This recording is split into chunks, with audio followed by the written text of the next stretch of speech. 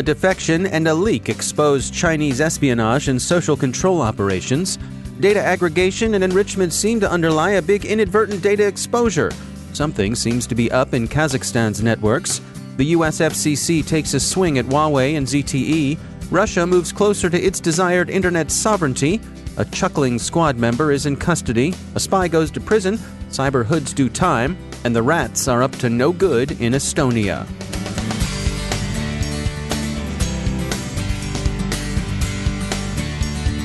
And now a word from our sponsor, Authenticate. Authenticate, the creators of Silo, now have an app called the Silo Research Toolbox that builds a separate, isolated browser session. This allows researchers to collect information from the web without risk to their work network. With Silo Research Toolbox, researchers can go anywhere on the web and collect data without revealing their identity or exposing their resources. It runs, looks, and is just as powerful as a local browser with none of the risk. The bottom line is that any website you visit on the open, deep, or dark web will not know any details about you, your computer, or your internet connection. Silo is built fresh at every start and is completely destroyed at the end. It never exposes your IP address and never carries any information with you from session to session. If you are required to keep your online investigations completely anonymous and safe from cyber threats, you should consider checking out the Silo Research Toolbox at authenticate.com/cyberwire. That's authentic8.com/cyberwire. And we thank Authenticate for sponsoring our show. Funding for this CyberWire podcast is made possible in part by McAfee, security built by the power of harnessing 1 billion threat sensors from device to cloud, intelligence that enables you to respond to your environment, and insights that empower you to change it. McAfee, the device-to-cloud cybersecurity company. Go to mcafee.com/insights. From the CyberWire studios at Data Tribe, I'm Dave Bittner with your CyberWire summary for Monday, November 25th, 2019. A defection and a leak, respectively, shed some light on China's repression of its Uyghur minority and on the country's espionage operations. Both operations have a considerable cyber component. Chinese intelligence officer Wang William Liquang has defected to Australia, where he's being accommodated at an undisclosed location by the Australian Security Intelligence Organization. The Age reports that he's blown the identities of a number of senior People's Liberation Army intelligence officers in Hong Kong. He's also said to have provided details of Beijing's extensive influence operations. These have been waged with particular focus and intensity against the quasi-autonomous city of Hong Kong and Taiwan, which the People's Republic views as nothing more than a breakaway province. But Australia has also been of considerable interest to Chinese intelligence services, who are held to have been responsible for intrusions into parliamentary networks and for running front organizations aimed at gaining decisive influence over Australian political life. The leak was obtained by the International Consortium of Investigative Journalists, which is calling the material the China Papers. It amounts to classified guidelines for operating the camps in Xinjiang province, where large numbers of predominantly Muslim Uyghurs are detained. Those guidelines are, the ICIG says, for the most part directed toward techniques of behavior modification, what a BBC headline describes as a brainwashing system.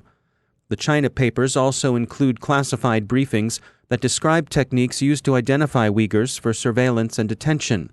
These operate largely through tech means, facial recognition cameras and other means to identify candidates for detention, flagging for investigation hundreds of thousands merely for using certain popular mobile phone apps. The activity is not confined to domestic targets. Uyghurs who are citizens of other states are explicitly designated for arrest and detention, and expatriate Chinese Uyghurs are tracked and monitored with the eventual goal of returning them for detention in the Xinjiang camps. The ICIJ calls the system arrest by algorithm. Very large data leaks from exposed servers were reported late Friday to have compromised a total of about 1.2 billion records, some 4 terabytes of personal data. No one seemed at first quite sure to whom the database belongs or belonged, but Data Viper, which found the leaks, suggests that People Data Labs and Oxydata, 2 data aggregation and enrichment shops, were the source of the exposure. The exposed data includes, according to Wired, home and cell phone numbers, email addresses, social media profiles from Facebook, Twitter, LinkedIn, and GitHub, and work histories, apparently from LinkedIn. There were about 50 million unique phone numbers and 622 million unique email addresses on the server. The data lost falls short of the fulls so coveted by criminals, since they didn't include passwords, social security numbers, or pay card information, but it's a startlingly large breach nonetheless, and obviously suggests the heightened possibility of identity theft. Chinese security firm Qihu 360 says it's detected a major cyber surveillance campaign against targets in Kazakhstan. Qihu calls the group Golden Falcon. The Russian security company Kaspersky tells ZDNet that they think this is the APT previously tracked as Dust Squad. Neither company offers any attribution beyond that, but they do say the group appears to be Russian-speaking. In itself, that means little. There is no shortage of Russian speakers in Kazakhstan. But Qihu does think it's found that someone providing Golden Falcon with tech support is located in Moscow. That, too, is at best circumstantial evidence. There's no shortage of IT-hired guns either, anywhere, especially in Eastern Europe. The story's developing. Citing national security concerns surrounding 5G networks, the U.S. Federal Communications Commission prohibited the use of universal service funds for purchasing Huawei or ZTE equipment. The U.S. has also suggested to some of its closest allies that their adoption of Huawei and ZTE equipment for their 5G build-outs will inevitably hinder close cooperation on intelligence matters. The Washington Post sees a series of U.S. tactical victories over China in the coming 5G market, and that American reservations about Chinese hardware may be gaining traction.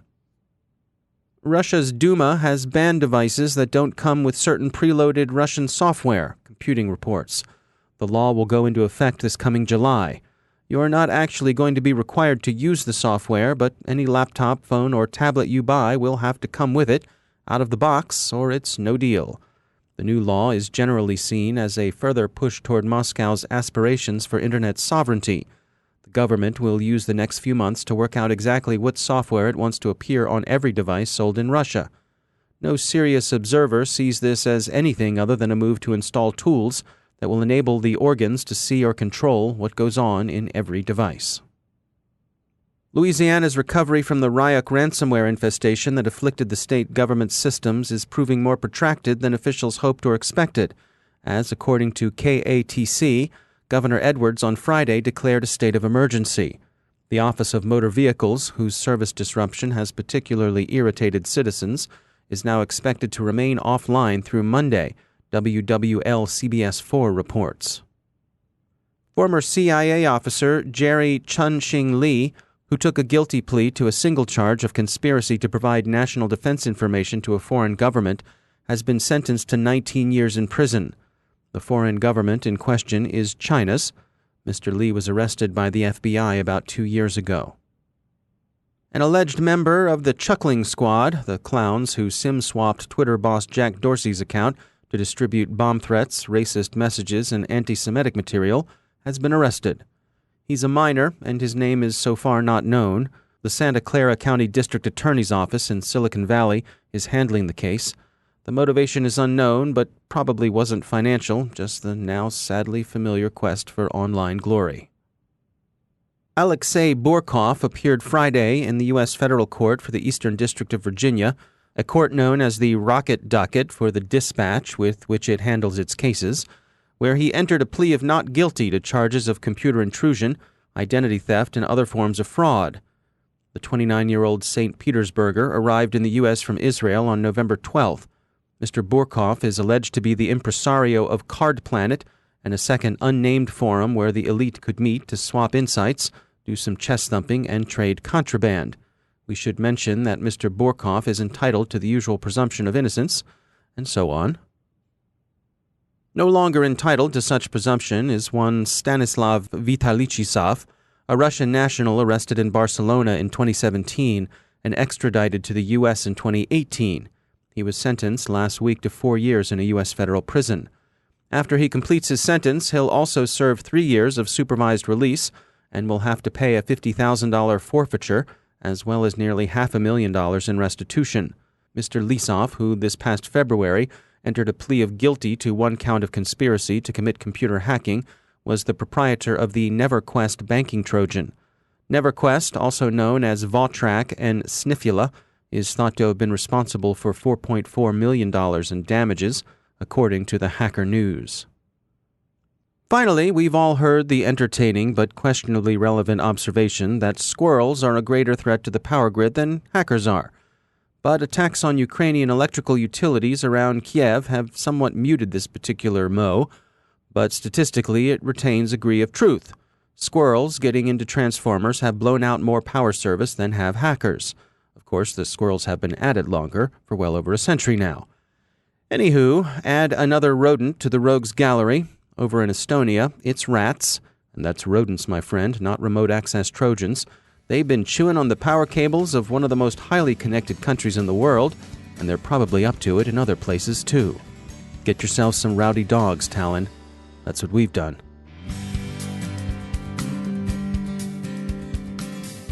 And now a word from our sponsor, McAfee.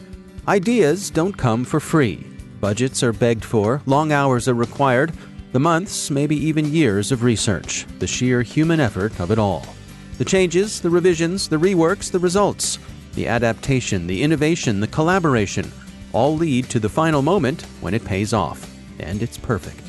Your company's work, as long as it's not compromised. From device to cloud, McAfee harnesses the power of 1 billion threat sensors to design security that moves beyond intelligence to insight. So you can move beyond optimizing security products to optimizing your security posture. And not just react to threats, but remediate threats that matter. Intelligence lets you respond to your environment. Insights empower you to change it. McAfee, the device-to-cloud cybersecurity company. Go to McAfee.com/insights.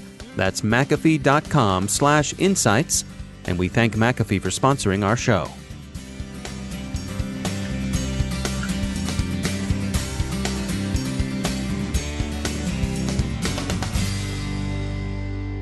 And joining me once again is Caleb Barlow. He's the CEO at Cynergistek. Caleb, it's great to have you back. You have an interesting tale to share today, something that I think our listeners will enjoy. Kick us off. What happened to you recently? Okay, so Dave, first of all, it's good to be back. But imagine the setting of, you're at the end of a staff meeting with a whole bunch of security professionals, and your phone's rung a couple of times during the meeting with a number that you just don't recognize, so you just, hang it up. Right. And all of a sudden it rings one more time and you're like, all right, somebody really wants to get a hold of me. So you answer it. And of course, and we've all gotten this phone number, it's the IRS. In fact, it's an investigator at the IRS, and they're calling to tell you that your Social Security benefits have been seized or suspended. Mm-hmm. Now, as we all know as security professionals, this is not a real call. People start laughing in the room and you put the phone on speakerphone. And what happens next is, well, pretty interesting. But not only is it comical, Dave, but we actually learned some things, because with a whole room of people, we were able to take a lot of notes as this call unfolded. And what we saw here was a pattern that I think as security professionals, we can actually learn something from. All right, so, well, let's go through it together. Yeah, so to set the stage of the story, right, and this is kind of what you'd expect. I get this call from an officer at the Social Security Administration, Officer Rick Smith, and he indicates that my Social Security number's been suspended. But what was amazing was the amount of time and investment that the caller was willing to put into this before actually asking for anything. The other thing that we started to notice was something about this call was very different. They seemed to be following a pattern. I kind of realized, wait a second, I've seen this pattern before. And it's actually the pattern that's used by large-scale CRM vendors that train people to call for inside sales. The first thing you have to understand here is that the pretext was amazing. And the pretext took almost 10 minutes. And during this entire time, I wasn't asked for any PII. Other than the last 4 digits of my Social Security number, which, let's face it, you can't do much with that. Now, all the security professionals that are listening to this will laugh a little bit when I told them that the last 4 digits of my Social Security were 1337. But of course, he didn't seem to catch that joke. It was kind of amazing of how long will this go. But then we switched to the second phase. So if you think of this, the first phase, the pretext, was trying to build trust. Is there something that connects me to them? And think of this. This is just like what you would do if you're trying to sell somebody something. And I'll get to why that's important in a minute. But the second phase, now we're exploring. And as he starts to explore, how many homes do I have? How many bank accounts do I have? Now, he didn't ask me for the bank account numbers, but he did go through the balances. And of course, I had to tell him one of the balances was over $1 million. And of course, there's a long pause, as clearly more people are probably coming around the phone. So then it pivots again. I eventually say, I trust him. And it's like, Dave, it was like I said the magic word on the call, and the call changed again dramatically. So now the exploration stage stopped, and now he switches to giving me choices and advice. Now, key again, think about this. Anyone that's ever worked on a sales floor, you don't want to tell the customer what to do. You want to give them options and let them choose, right? You want them to be part of the process. And that's exactly what he did at an amazing level of patience. So I'm then connected, after this conversation goes on, and we're now about 30 minutes in the call, I'm connected with a U.S. Marshal who calls my phone separately, and now the story thickens.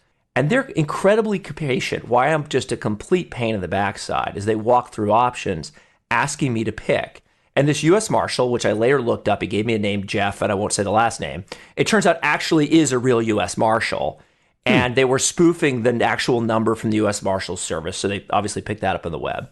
But now the plot thickens. Now I go from this being a kind of identity theft issue to there's money laundering, there's drugs involved, and I'm going to go to court and be locked up for 9 days. It's a recorded call. And I need to tell the U.S. Marshal what I want to do. I need to pick. So I finally pick. And then we get to the ask. And the ask is, and of course, anybody listening to this already knows where this ends up. He wants me to go to the bank, but he wants me to keep on the phone while I do. So he doesn't want me to put the phone on mute. He wants me to carry the phone with me, go to the bank, and withdraw as much money as I can to safeguard my money while the IRS supposedly locks up my account. I tell him that I can't take the phone with me because it's a landline. And there's a little bit I have to say, I didn't see that coming. No, I don't think he did either. I particularly loved that part of the whole transcript. And there was a little bit of frustration. I think they were swearing on mute.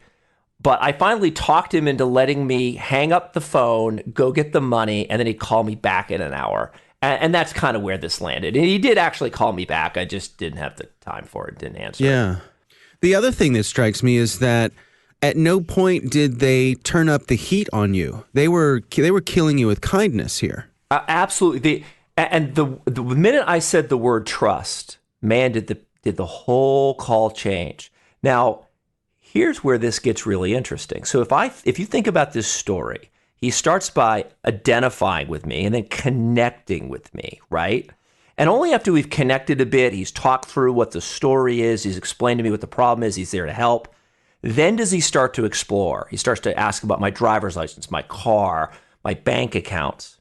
And only at the very end does he advise. Well, that cadence, identify, connect, explore, advise, is the exact methodology used by one of the major CRM vendors in the market. And my thesis, totally unproven, of course, is I actually think we've enabled this problem because as we, let's face it, we've outsourced many a help desk to locations like this. Along the way, we've trained people. I am thoroughly convinced that whoever wrote this script and is managing this call center is either using these CRM tools, which is highly likely, or was certainly trained in these methodologies so they know exactly how to approach this. And they're using everything they learned from selling us stuff to try to sell us a scam. No, it's a fascinating insight, quite a tale, and I guess hats off to you for wasting their time, but certainly a cautionary tale to everybody else out there. Well, Caleb Barlow, thanks for joining us. Thanks, Dave. And that's the CyberWire. Thanks to all of our sponsors for making the CyberWire possible, especially our supporting sponsor, Observit, the leading insider threat management platform. Learn more at observeit.com. The CyberWire podcast is proudly produced in Maryland out of the startup studios of Data Tribe, where they're co-building the next generation of cybersecurity teams and technology. Our amazing CyberWire team is Stefan Vaziri, Kelsey Bond, Tim Nodar, Joe Kerrigan, Carol Terrio, Nick Valecki, Bennett Moe, Chris Russell, John Petrick, Jennifer Iben, Peter Kilpie, and I'm Dave Bittner. Thanks for listening. We'll see you tomorrow.